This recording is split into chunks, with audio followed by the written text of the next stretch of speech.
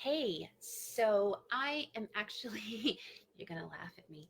I am hiding out in my bedroom, um, away from my kids for 2 minutes while I do this video because honestly, it's something that I've been thinking about for months. There's some part of me that's been thinking about talking about this for, about 26 years. And I've decided that now is the time to do that.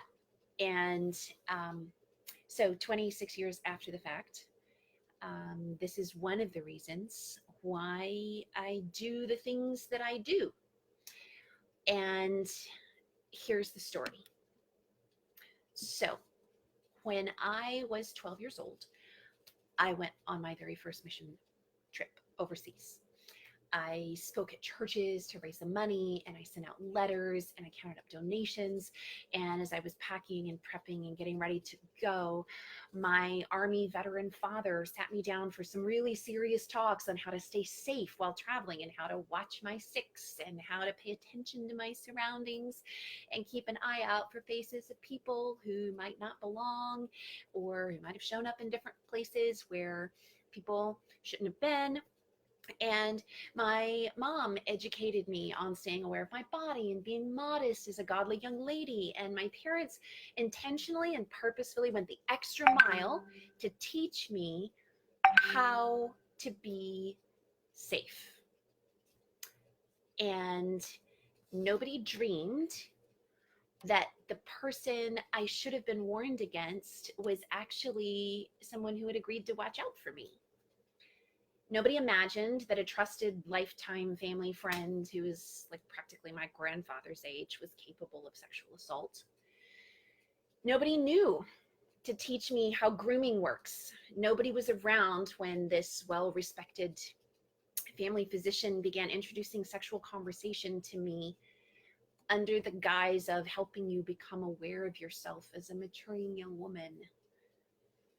Nobody else overheard him quietly telling me things like how he used to judge naked beauty contests of all his nubile nieces and their friends, telling them which one had the prettiest breasts or the nicest butts or the most beautiful shape. Nobody else was eavesdropping when he confided to me which body types he thought were the most attractive in his medical practice. They were Koreans because they didn't have much pubic hair and they looked so young. Nobody was aware of how these secretive comments made me feel like I was given this rare privilege of glimpsing into some private world of an experienced medical professional who would, of course, have never talked about such things to someone who was unworthy of their trust. And nobody knew about these quiet disclosures for context. When they did overhear him making jovial, joking, lighthearted comments to me about how I needed to be careful how much I ate or I wouldn't stay slim and lean. I was 12. Nobody had context for his remarks about that little gap of missing eyelashes that he said made my face look chubby. And nobody knew that these statements were directly calculated to make me feel inferior and less than all those other naked female bodies that he had already hinted at telling me about.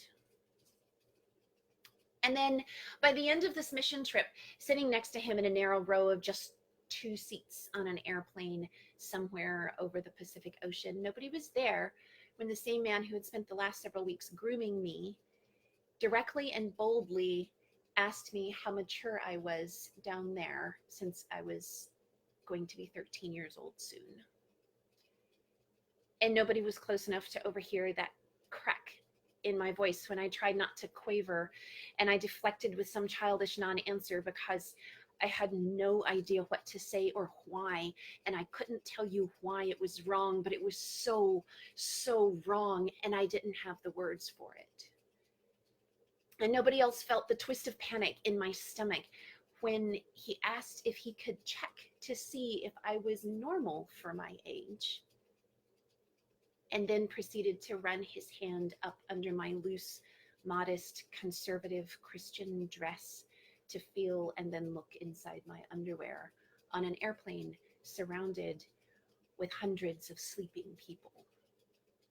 Nobody heard the swish, swish pounding in my ears as I heard his voice chuckle and say something about not needing to tell anyone about this, and how it was basically the same thing as a medical exam, and you need to get used to those now that you're almost a woman. And nobody told me that just because someone in power over you is a professional and tells you something, that you might not be required to believe it, because they might actually be lying to you. And nobody had ever told me that sometimes when you panic, you freeze instead of fighting back or running away. And besides, when you're in an airplane and your adult protector is the one that you feel like you need to run away from, where exactly are you going to run?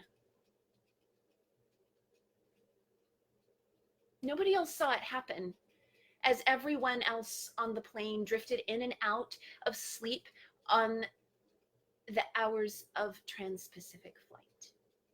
I didn't want to believe that it had happened either, so I put it out of my mind and I focused on the delightful memories of my first ever international mission trip.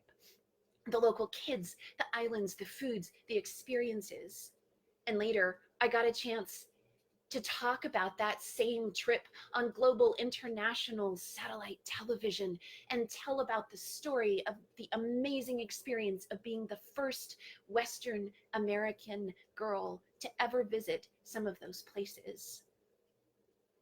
Nobody, including me, was able to figure out why I had somehow magically developed an intense and visceral distrust of only certain older men in this year or two after I returned. Most grandpa figures didn't trigger that, but occasionally I would cross paths with some older man and I would instantly take a strong dislike to him, and I couldn't tell you why. I had no idea that this new radar might be connected to what had happened to me. Nobody talked about molestation back then, and so nobody knew to tell me that this wasn't the only form of abuse I should watch out for. Nobody knew they needed to say that there were other things to be aware of, things like psychological terrorism and narcissism and gaslighting, things like emotional and verbal abuse and spiritual abuse and financial abuse and social manipulation, because back then everybody kept quiet about those things, not because they didn't care, but because most often they simply didn't have the words. I didn't even know there was a name for what had happened to me until a year later, when I saw a little brochure about sexual abuse at a doctor's office. And I felt that sick twist in my stomach as I realized this piece of paper in my hands was describing something like what had happened to me on that airplane. And a couple of days later, very carefully, I tried to hint to my mother, but I didn't know how. And I didn't want to hurt her feelings. And I didn't want to make her ashamed of me. The real words for what had happened tasted dirty in my mouth, and I couldn't even say them. This man had been our family's close friend since before I was born. Surely he hadn't meant to do that. Surely he hadn't known what he was doing, right?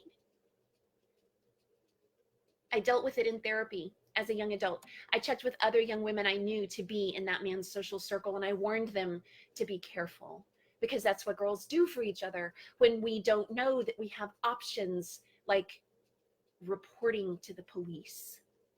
When we've been subconsciously conditioned to take the responsibility to make sure we don't get assaulted instead of holding a predator accountable. Now, as an abuse advocate and a recovery coach, I'm fully aware that even if I had reported it to law enforcement, probably nothing would have been done. And if I reported it now, it's almost 30 years ago. He wasn't on US soil. What does it matter that he was in his 50s and I was a prepubescent child? There was no physical proof then. There certainly wouldn't be any now. And for some, that's reason in itself to stay silent. And yet, for nearly 30 years, more than 25, somewhere in between, I cannot help but wonder if I had known my options back then, if I had known the name for what happened to me, if I had known that it was a crime, if I had known that it wasn't my fault, if I had known that it was not just like a medical exam, if I had known what grooming looks like, if I had known that even trusted, warm, funny, charming, respected, professional people can be dangerous, would my childhood voice have been enough to stop him? Could I have saved some other girl, or many other girls, from experiencing the same thing? How many of those nieces experienced what I did, or more? How many female patients? How many children among congregations where this person fellowshipped? Looking back now, I realize that with what I know now, he was no novice. I was not his first conquest, and very likely far from his last. And I ask myself the same questions today. He's still alive, somewhere out there, quite elderly now, still highly respected, still a church leader. Every couple years, I find myself looking him up and wondering if there's a different right thing to do than what I've not done. Back then, I didn't have a voice, and nobody else knew to speak up for me. Isaiah 58 says, shout with the voice of a trumpet blast. Shout aloud, don't be timid. Tell my people Israel of their sins. Is this what you call fasting? Do you really think this will please the Lord? No, this is the kind of fasting I want. Free those who are wrongly imprisoned. Lighten the burden of those who work for you. Let the oppressed go free and remove the chains that bind people. Then your salvation will come like the dawn, and your wounds will quickly heal. Your godliness will lead you forward, and the glory of the Lord will protect you from behind.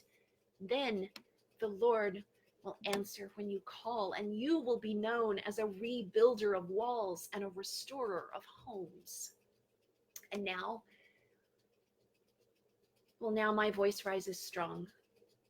Now my voice speaks out on behalf of others who are much like I was then, naive, innocent, vulnerable, preyed upon.